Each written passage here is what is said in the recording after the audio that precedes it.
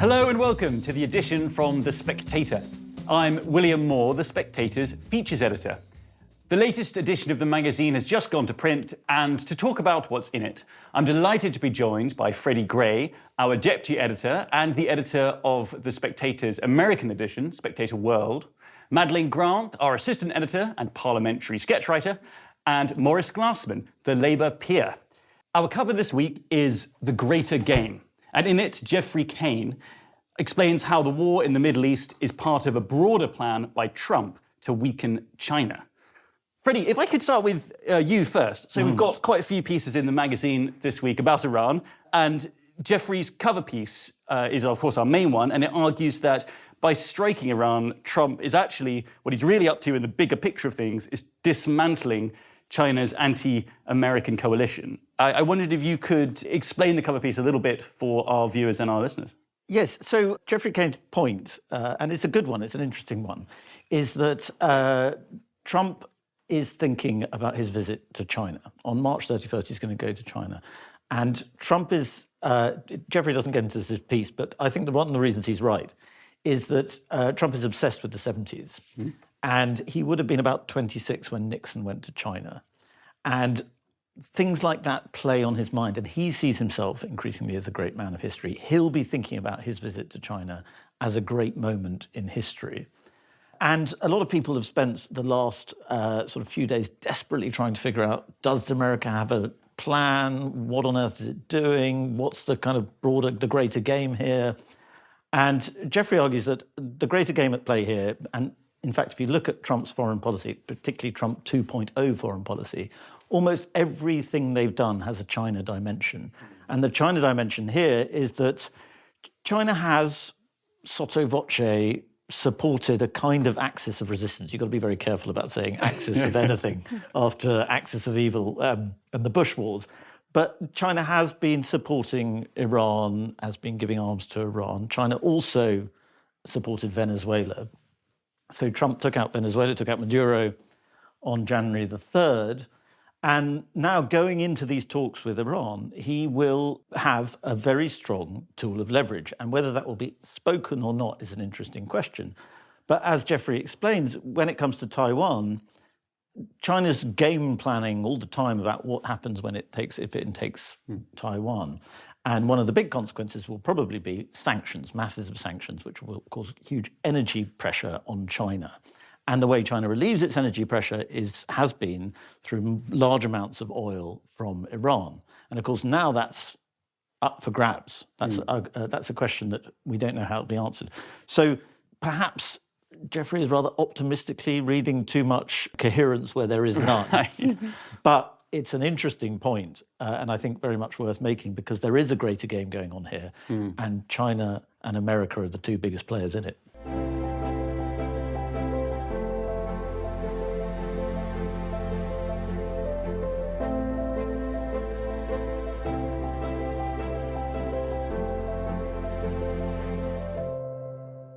Maurice, what do you think? Do you think that this is part of a greater strategy from Trump 2.0 against China, or is it coherence, seeing coherence where there is What I'd like to get onto is whether our foreign policy has any coherence. I think that's a much more pressing and interesting question, because the idea that there's going to be a restoration of a constitutional monarchy is a defiance, I would say, of every progressive teleological assumption about history. And it's very interesting to me to witness how sympathetic these people are to a murderous, bloodthirsty, disgusting regime.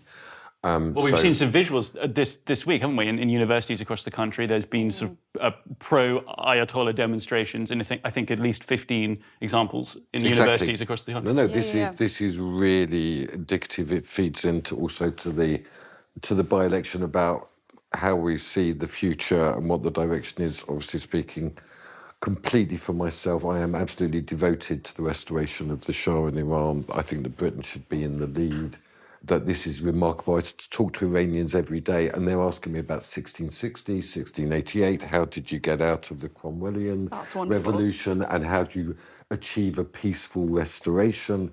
And I really talk to them and love them, but it's with an awareness at the back of my mind that I can't really say that I'm carrying the party with me on this. I mean, I'm going to speak on Sunday at the pro-Shah rally outside down. I mean, I've decided that it is of huge... Now, in relation to the question you're asking, there is a general coherence in this. So one of the things that is typical of progressives is to describe the people they hate as vulgar and ignorant and stupid, and I think this administration is anything but that.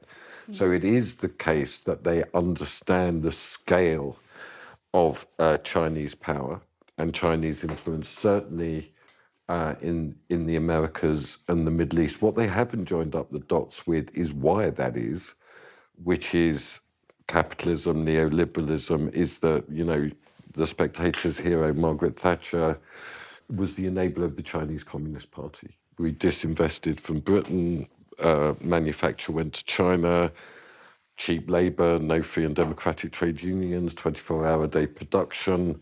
And so our inherited wealth, which was the capital generated, particularly from the Industrial Revolution, was transferred to China. We deindustrialised. And then now China has massive military industrial capability. That's the reality. Now, that's the route for the tariffs. The tariffs is the incentive structure to invest in America.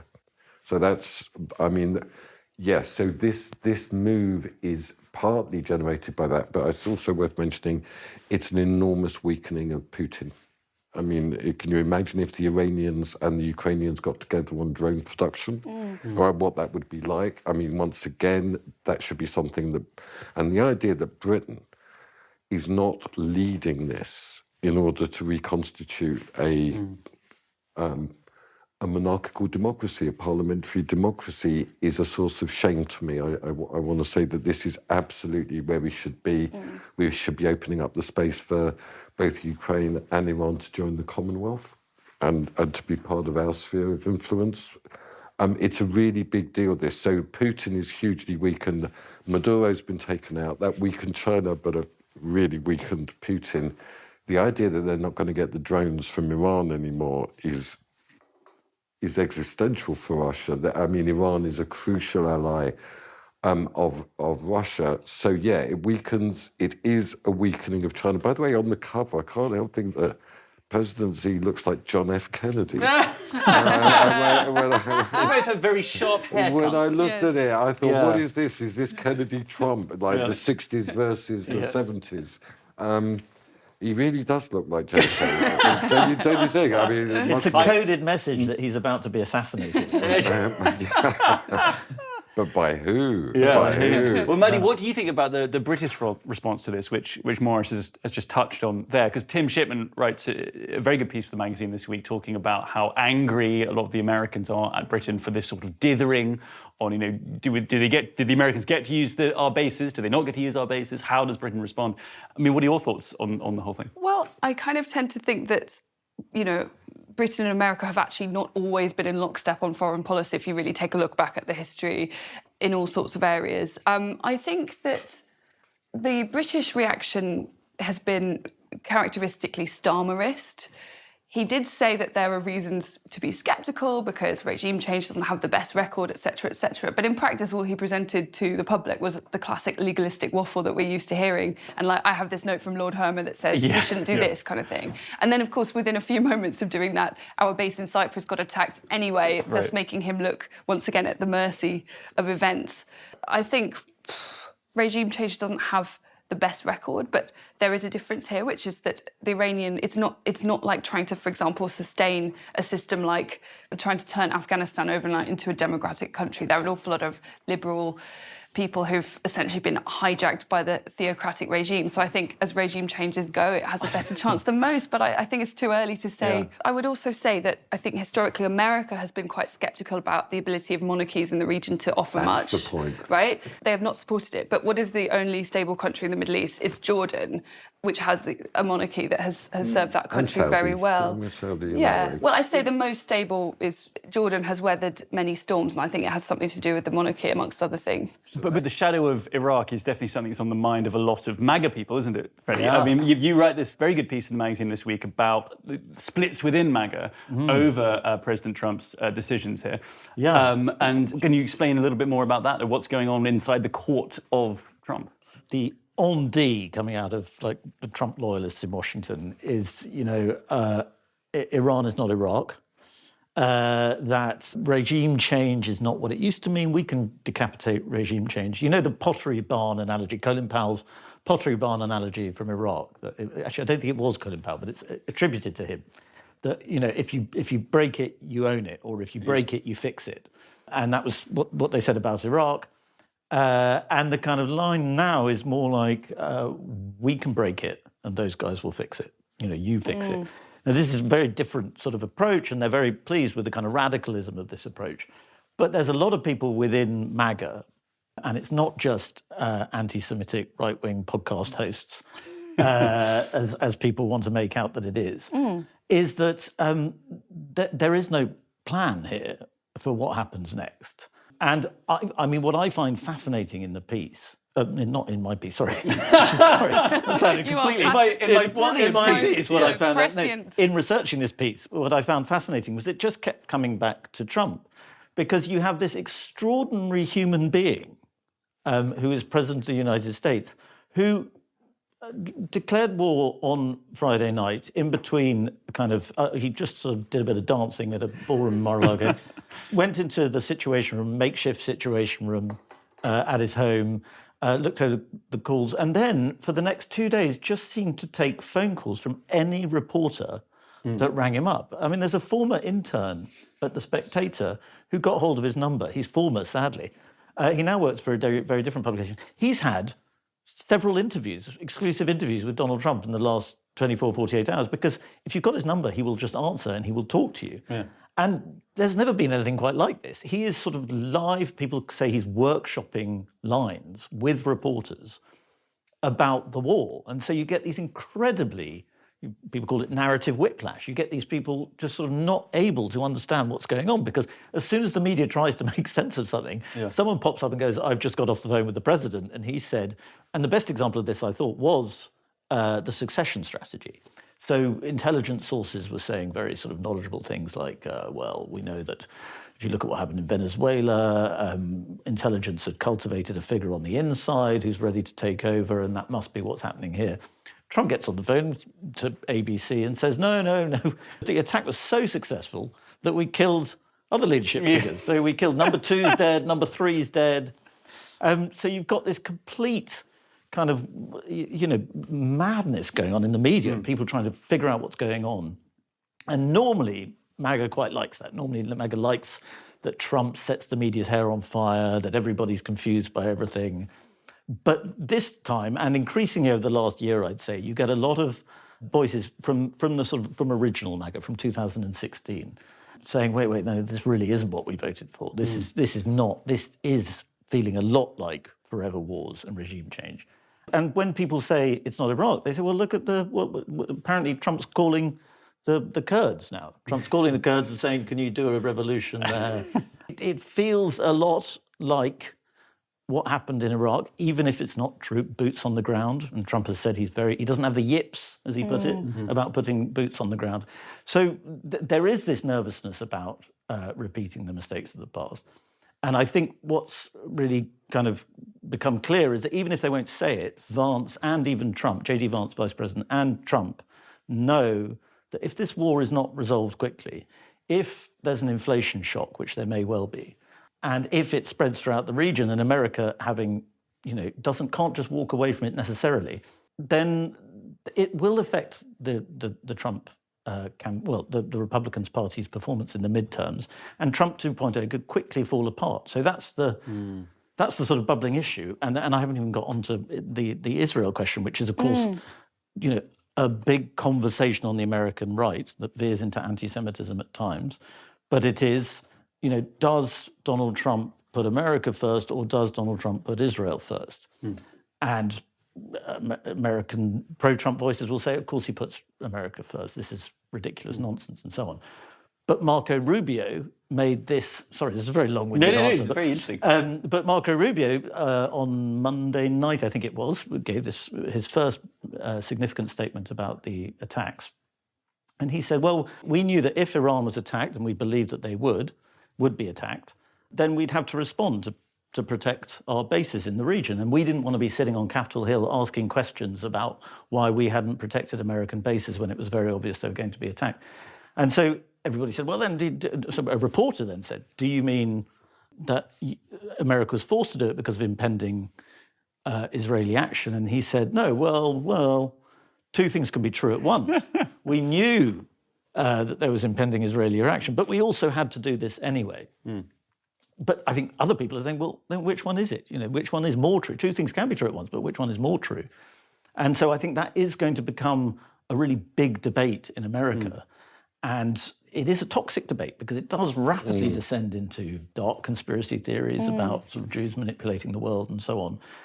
But it's an inevitable one when you launch into a war with Israel on Iran. And I think a lot of people could see that coming. And Marco Rubio actually said in an interview when he was explaining their justification that Israel had decided to do this, and they figured that they would experience high casualties if they didn't then follow Israel, which was not exactly helpful in terms of quelling the conspiracy theories and the anti-Semitism. It actually felt like a very undiplomatic thing for such a generally thoughtful and careful in his language person compared to many in his party at the moment. As one left-wing American journalist said, well, if that was the case, what shouldn't the preemptive strike have been on Israel? Which is a pretty spicy thing. A pretty spicy thing to say, but also, I mean, if that was the case, that would be the thing, logical follow. I mean, I want to respond to this particularly what you were saying. I mean, the Iranian regime is a forever war. They fund terror everywhere. They fund terror in our country. I mean, they are violent, murdering bastards. We've really got to call this. This is an attempt to end the forever war. If it is the case, as I believe it to be the case, that the Shah has the overwhelming support of the Iranian people, that they are waiting for his call. I'm told this. He's saying, stay in your home, stay out of trouble. They will hit the streets and we will see something extraordinary happening, which is that tens of millions of people will come out, Javid Shah, long live the king. They already today on the barracks in Tehran have... they've put up the sun and lion flag. This is on the Iranian army barracks. This is bravery. Done. They've killed 40,000 of their people, average age 24, as revolutions do, killing their children. Horrible. I can't overestimate, Freddie, the strategic importance of this for us as well as America. A friendly country, the first thing they'll do. So, I mean, Israel's got a point. I mean, Iran just says death, death, death, murder, murder, murder every day. Yeah. What are you going to do? Allow yourself to be killed? So I don't think this is a neocon move. And particularly I noticed, I met with the American ambassador yesterday, and he was also quite reluctant about the monarchy. He was very... they are. They don't like that. I'll tell you a really interesting anecdote, Freddie, from when I was at the inauguration. I was invited into the White House, and essentially Trump just walks around repeating himself all the time. He's like, mad CEO. My favourite word is tariff. So I was sitting there with JD Vance, and Trump walks past, and he turns to me and he said, "My favourite word is tariff." And I said to him, "Well, my favourite word is king." Yes. And he really stopped, and he said, "I like that word. I like that word very much." That's great. Is that because he admires ours, or he would like to be He would one like to himself? be world king. Bit of both. What he said to me about King Charles was really interesting. I said, "Well, we've got one." And he said, "Yeah, and he's a really rich guy." Right? That's just not that rich compared to somebody's American, but that's just Trump is quite Middle Eastern. But the thing is, what you're talking about is a kind of monarchical style of government that he has, which is he does take advice, he does listen to, but then he does his own thing. This is. I mean, I would say that his idea of monarchy is closer to the French. Lots of gold. People hanging around. It's not like the Queen with a single bar heater with a cardion. That's not his way. So what this is a strategic intervention to eliminate enemies. and to disturb the balance of power in the region and beyond the region. So let's talk about in the region. If you've noticed, Saudi and unbelievably Kuwait as well as the UAE, have joined forces against the regime. So suddenly there is a coalition, essentially of monarchies, that are actually going to war with Iran because of their attacks. This is unprecedented. We've got to look at this. And just to say, I absolutely refute the idea of revolution. This is a restoration. And as a restoration, our country, Britain, should be leading the restoration because we are the kings. If I remember rightly, I remember reading that there were proposals during the Iraq War, or was it the Afghan War, to find the monarchy and put them back on the throne, and the Americans resisted it. Yeah, because they just don't view it as an acceptable lens. They see it as an insane hang-up from the past. We had this after the war with Roosevelt and Stalin. Roosevelt and Stalin were united against Churchill in the idea of the Commonwealth. Yeah. You know, they were scared about the restoration of that. But this is now driven... So it says something very interesting about the future that we haven't grasped. The future is monarchical. It's not Republican. I sure hope so. No, but I mean, what I'm saying is post-Brexit, foreign policy should be built around the reconstitution of... Maurice, I would never accuse you of having a neoliberal fantasy. I know that's not true, but do you not think you might be having a kind of neo-monarchist fantasy? Because, I mean, I'm sure you speak to people in Iran who say, you know, the people want the monarchy back and so on. There are a lot of other people who know about Iran. I don't know much about Iran at all, but that say that that's completely impossible. That yes, there is this, you know, Persian majority, but that itself is extremely complicated, filled with differing factions and so on. There's also the Kurds in the north. There's Baluchistan. There is it's an enormous country of 90 million people, and that what's more likely to happen now is an extremely bloody and painful civil war, a la Iraq, a la Syria, which could result in total chaos and large numbers of drones and so on and missiles falling into the hands of groups that could eventually hurt Western interests. And every time, and you know, history doesn't necessarily repeat itself, but every time America has backed a proxy force in the Middle East, I can't think of any recent example where it's gone well, it's ended up hurting them. The Mujahideen in Afghanistan and so on. I really understand, and so, for example, I opposed the Iraq war because I thought it would benefit Iran.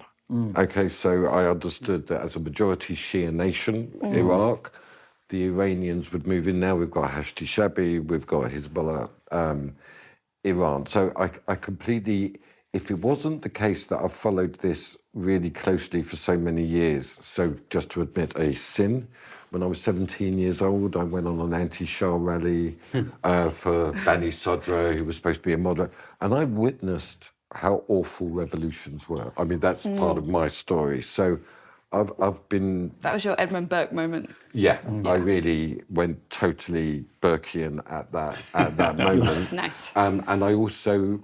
So part of the reason why I'm such a strong monarchist is also because I witnessed the chaos of that and the importance of having sort of an apolitical monarch to show reverence to. I mean, Attlee was brilliant on this. Attlee said that having a monarchy is a condition of socialism because it provides the stability and the consensus in which...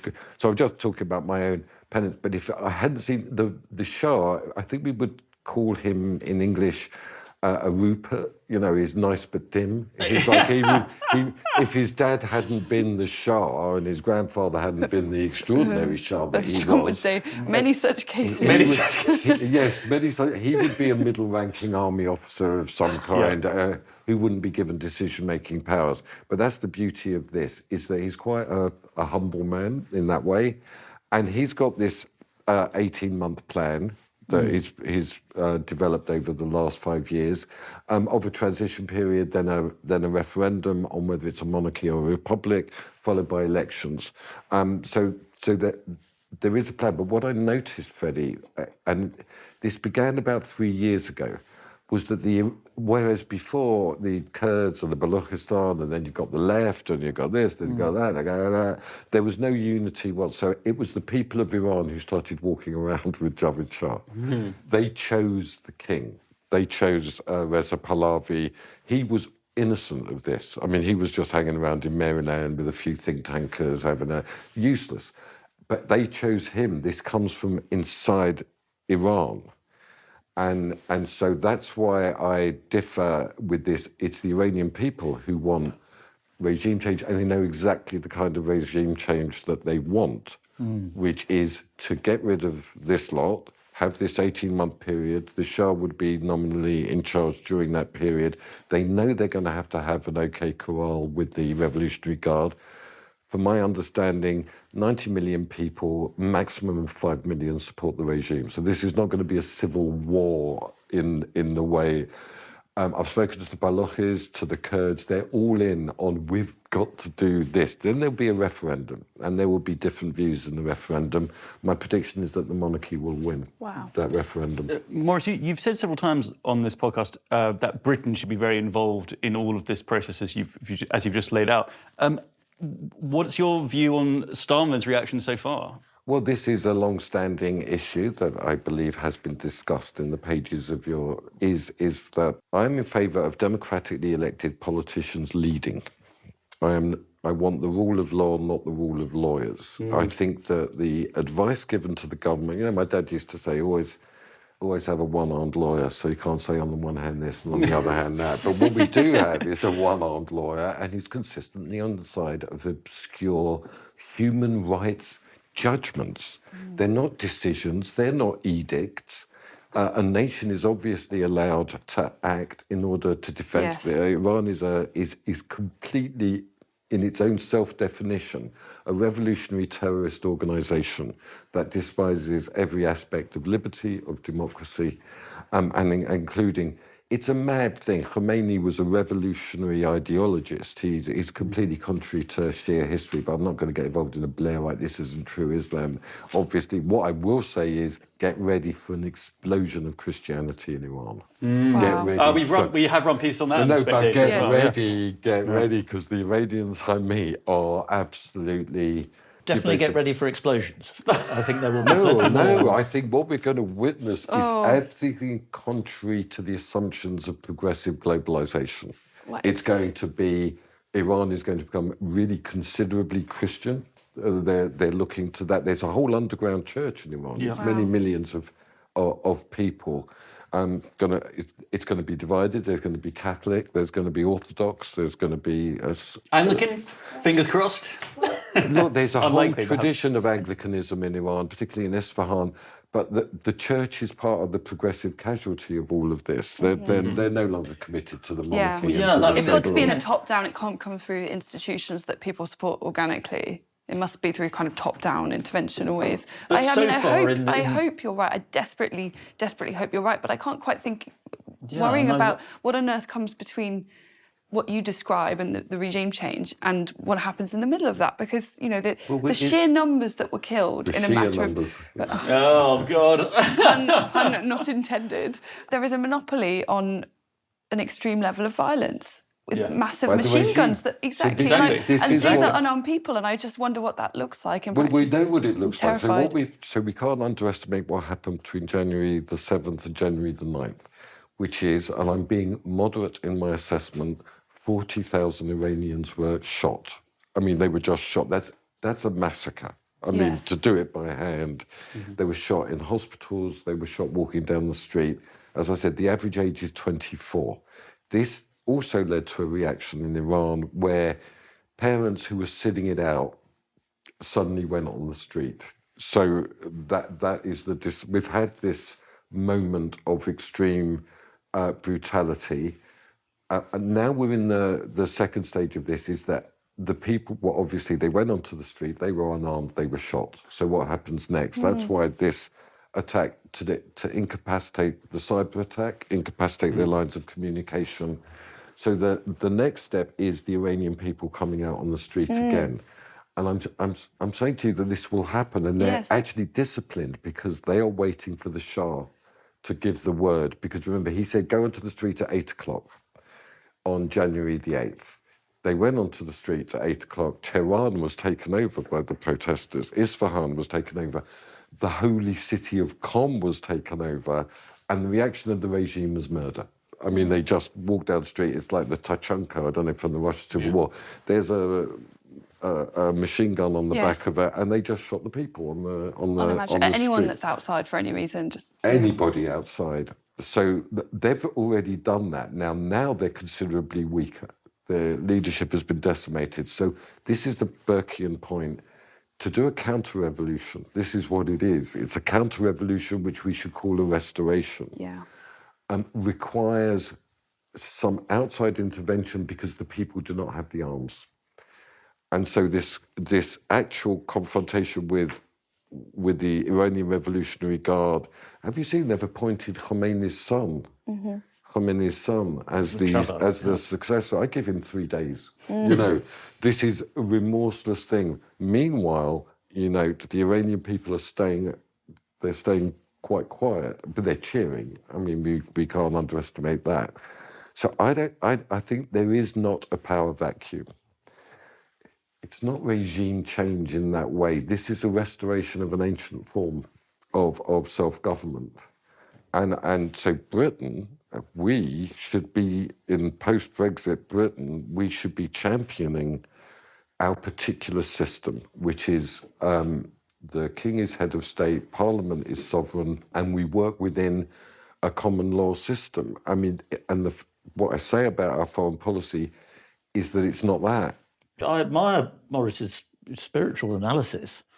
I think it's quite realistic. It's not just spiritual. Well, but you're expecting a society that hasn't had a monarchy for a long period of time, 40 years, to suddenly reawaken.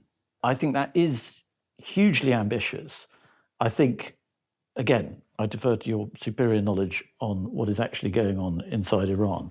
But it seems to me from the outside that every time people have talked about Christians being better off in the Middle East because of a Western intervention, Christians have been slaughtered because of a Western intervention. I'm talking about a conversion of Shia Muslims to Christianity that is going on as a long-term trend in Iraq. Right. In Iran, my apologies, my huge apologies to all Iranians listening.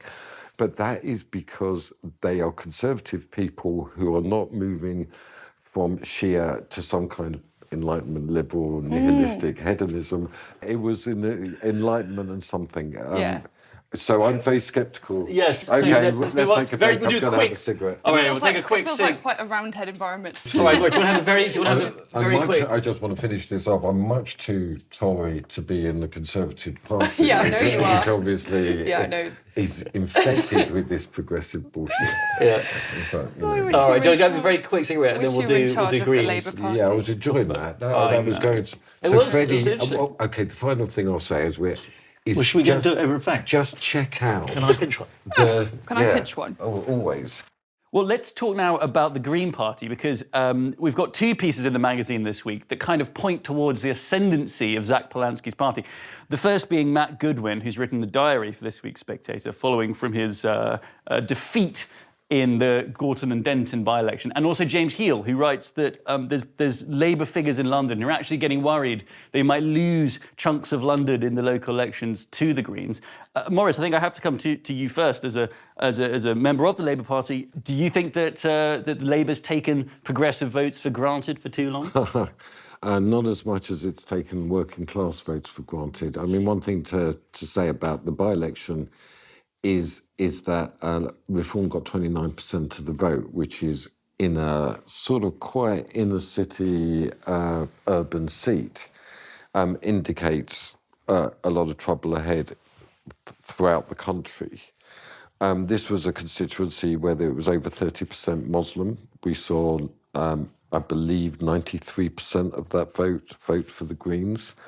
And we've got to look at this. I mean, so this is a very unstable coalition between very socially conservative Muslims and extremely hyper-liberal, urban, university-related people. So it's become your party without any It doesn't. This is. I think there's a piece coming out in the Spectator by Luke Herbst, which points out that Polanski is the first leader of the left who had no relationship whatsoever with Marxism, no analysis of class, no analysis of material interests. What we've got with the Greens at the moment is that they are essentially what your party could have been in terms of this very pro-Islamist sort of thing on one hand, and EU, rejoin the EU, socially liberal on the other. I don't think it can endure. I don't think this is a contradiction that can be raised to a paradox. I don't think this will be enduring.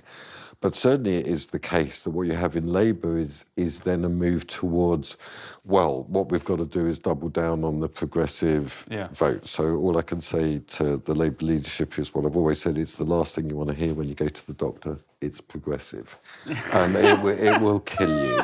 I'm a Bevanite, completely Bevanite. The whole meaning of my politics is to honour the memory of Ernest Bevin. I'm always referring to that. And he said that Labour is the party of working class. He said English, but I'll be more generous. I can call it British. Labour has lost the trust of the working class, and that's the dilemma. And the idea that you resolve that by becoming a liberal party, by becoming Whigs, is a betrayal of our history. Maddie, do you think that this coalition, as Maurice describes, between the kind of conservative Islamist factions of Green Party and the hyper-progressive side, can that coalition, surely that can't last? It'll fall apart like it did at your party. Well, it's a completely insane marriage, and thus far, I think the Greens have been quite lucky, and they picked a candidate that was quite sort of jolly and cheery in the way that she presents herself. And there was quite a lot of twee, sort of, let's bring everyone together and all this niceness. And then lurking behind, you have more sinister figures like Mohsin Ali, the deputy leader of the Greens. And I think they're, in a way, they're quite lucky, because the word green covers all sorts of different areas. I know people at the last general election who are not super political, but probably more of an instinctively small C disposition, but they are very concerned about environmentalism and the rivers and so forth. And they voted green without really looking into them that closely. The more coverage they get, the less that vote will go to them. Well, also, the more prominent Greens become, the less they talk about the environment. Well, they've completely stopped talking about the environment. It's absolutely fascinating. I was really struck by something that Hannah Spencer said in an interview during the campaign, in which Matt Goodwin referenced Islamist attacks and, asking, do you know why these things keep happening? Do you even care that these things are happening? And Hannah Spencer was like, it's because people like you are spreading division. And that is her answer. It suggests a complete reluctance to talk about this stuff, a belief that you can just coast through all the well-documented problems of radicalisation and the dangers of sectarianism, etc., and just say, if we could all just get along and be nicer to each other. But what she was actually saying is that Islamist attacks are caused by nasty people on the right. It's a manifestly evil, I think, wicked thing to say, but if you do it in this kind of, why can't we all just get along way, you're kind of allowed to coast on vibes. Yeah. Freddie, what are your thoughts on the ascendancy of the Greens? I think Ed West had a very good line, brilliant Ed West, who writes for us and has a very good Substack, that in 2050 it'll be a pub quiz question, when the question will be, true or false, the Green Party started out as an environmentalist movement. And I thought that's a very good way of looking at it. I think I'm very interested in the way other people have said this, that we seem to be following the French in terms of our establishment parties completely disintegrating. And the more they try and fix themselves, the more they hollow themselves out. As far as the sort of Islamo-gauchist alliance, the French have shown, or French, if they're ahead of us on this, it is surprisingly durable. The contradictions don't matter. The fact that Islamic values do not compute at all with progressive worldview. But they have certain things in common. For example, if they both want a more redistributive state, perhaps they can find some areas of agreement. I see the link as more globalist. Both of them are globalists. I see the division in politics now not between right and left, but between globalists and sovereigntists. And that's where France is completely lost.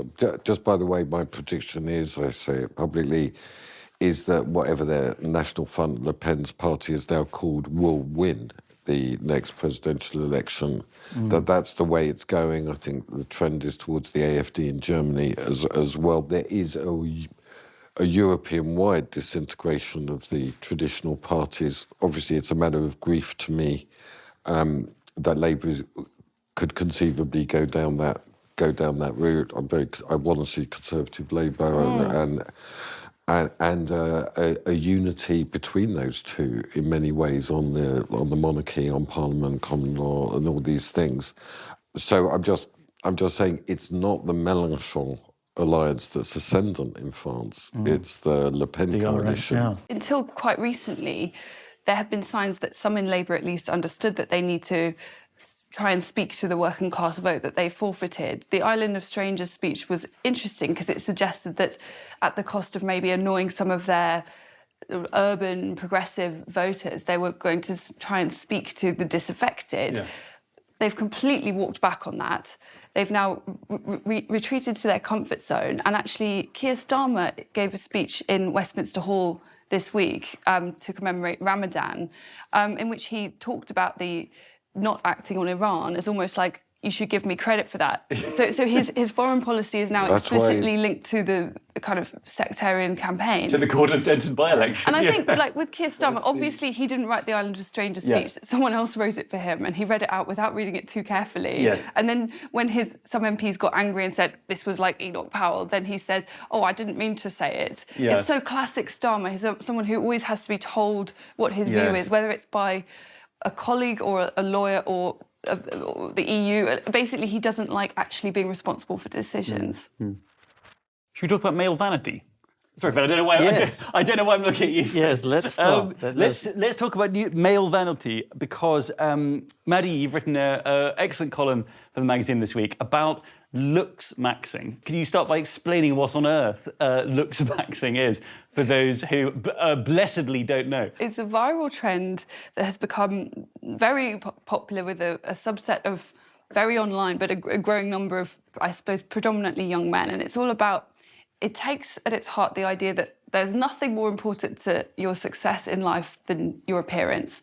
And therefore, one should focus every attention on improving your appearance using, I guess, normal things that we would say are fairly normal, like get in shape, go to the gym, take care of your personal hygiene, other things that we could probably say are not unreasonable, and things that are completely mental. So my piece was predominantly about a chap called Clavicular is his online moniker, and he's developed a huge following recently. Among the things that he recommends doing are really quite drastic things. He spent $35,000 on a double jaw surgery. He favours a practice called bone smashing, which, as its name suggests, means literally taking a hammer and hammering away at your face in the hopes of improving definition, and just spending every moment thinking about your appearance. Yeah. It's such a... Well, I'm sorry, I should also say there's a whole host of weird jargon that has accompanied this. So looksmaxxing is the self-improvement thing.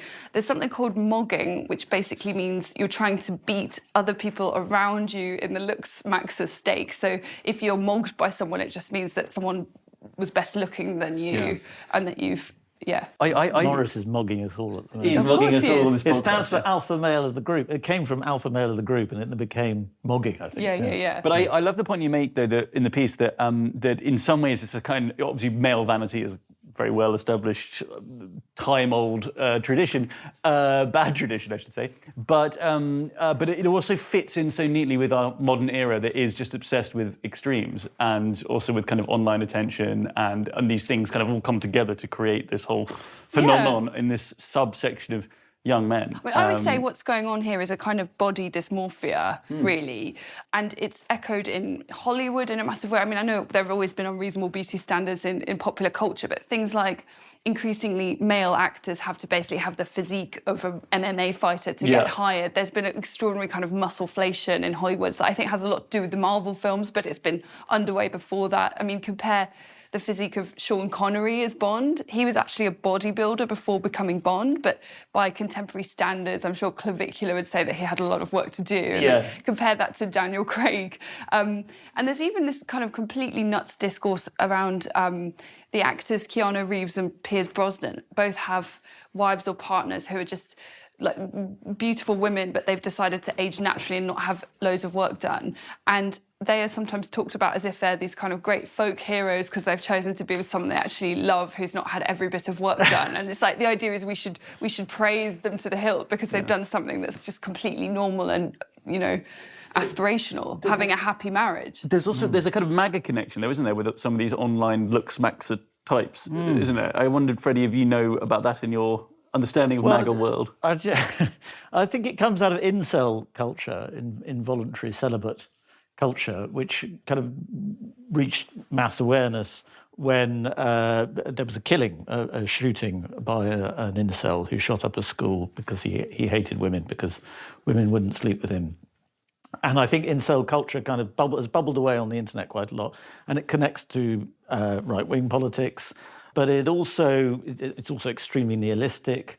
And I think what looksmaxxing is sort of branched out of that because it was saying, yes, you're going to be, you know, defeated unless you do these essential things. And this is a lot like what the Tate brothers talk about, which is like, you're screwed over. You have no chance of succeeding in life unless you follow my rules. And in this case, the rules are, Clavicular's rules are, absolutely maximise your physical attractiveness. And so these very online people who don't really have a clear sense of reality are very drawn to that. They're very drawn to this idea that you can kind of ascend, as they call it. They call it ascending, ascend to another level by surgery, smashing your face with a hammer, breaking your legs so that you can be taller. Oh my God! Yeah. But just on politics, I know Clavicular distances himself from that. Right. The really popular. But he's mates with Nick Fuentes, isn't he? He was on Nick Fuentes' show. Yeah. Clavicular says that he's quite apolitical because looks are the only thing that matters. So he actually said that if it came to a toss-up between Gavin Newsom and JD Vance, you should obviously vote for Gavin Newsom because he's a Chad. He's better looking than JD Vance, which is quite mental. In the piece, I thought, well, if we applied that calculation to our own history and politics, we'd end up having our two greatest prime ministers would be a toss-up between Anthony Eden and Lord Bute, and our greatest monarch would be either Edward VIII or the Randy Edward IV from Wars of the Roses. So you can see the kind of madness this takes you to. But Maurice, what are your views on this new breed of male vanities? They're all terribly alien. Absolute contempt. Quite right. No. I mean, really. I really should. You're making me think I should write a little book called On Being a Man. Yeah. You should never look in the mirror. I've never been to the gym in my life. Smoke a lot. But really, a man should not be concerned really with that. They should be clean, so they're acceptable to their wife and mother. You know, that's a very important rule. So stay clean. So, for example, my dad, when he taught me, I haven't shaved the last couple of days, as you can see, but when he taught me to shave, he told me to shave without looking. And you look at the bit you're shaving, but don't look at you. He thought so you kind of look without looking at the whole. You don't look at yourself. Yeah. And I can safely say that I always avoid looking in mirrors. A man should not be vain. I think that beauty is very much that women can be beautiful and men should look respectable, and that's as much as you should really hope for. Well, actually, I mean, that's kind of what you conclude in your piece, which is that who is this all for is a big question. And the answer is it's not for the women. It's not because the women find it attractive. Women, I don't think, find that level of vanity attractive. I do think there is, you know, we were talking about the extremes earlier. I think one of the extremes this is responding to is that online dating has made people value the wrong things and become exceptionally hung up on particular details. So a vast number of women, I think the dating app Bumble surveyed users, and they found that 60% of women had the minimum height that they would accept a date with at 6 foot. So they set their filters, they're not going to date anyone shorter than 6 foot. That's obviously crazy. And I think if women in real life met a guy that was a bit shorter than that, but they had chemistry, that wouldn't stop them. But apps make people behave in a clinical and obsessive way. So I get that we are sort of responding to this, but I think, as you say, the looksmaxxing movement is all about the men. It's all about the male gaze. There's something intensely homoerotic about the whole business. And even the mogging stuff. Note that mogging is about beating someone else. So the idea is that you attract women not for the joy of meeting or dating or sleeping with the woman, but it's about beating the other men that might have slept with the woman. So it's intensely masculine. And one of the most popular viral clips of Clavicular recently was him talking to a girl in a nightclub. Oh yeah. And the girl's boyfriend comes up to him and begs him not to leave with his girl. And Clavicula dismisses him and goes with the girl. And this is seen as the ultimate in power, is that you can, the man begs you not to steal your woman because you're so irresistible, but you dismiss him and you take the girl anyway. Oh, It you makes better me- move on. It makes me think about the the Trojan War in Homer, where it's like Achilles is angry because his slave girl has been carried away by the other side. He's interested in getting her back, not because he particularly loves the concubine, but because he wants to put one over on the men. And meanwhile, it's Patroclus and Co are being unbelievably gay. I think it's quite a good metaphor. I felt like we have to end it on the words unbelievably gay. I think it's the way to end the podcast. Well, Freddie, Maddie, and Maurice, thank you very much indeed for joining me, and thank you for listening and watching. We should keep in me just sitting here waiting for him to come back from smoking.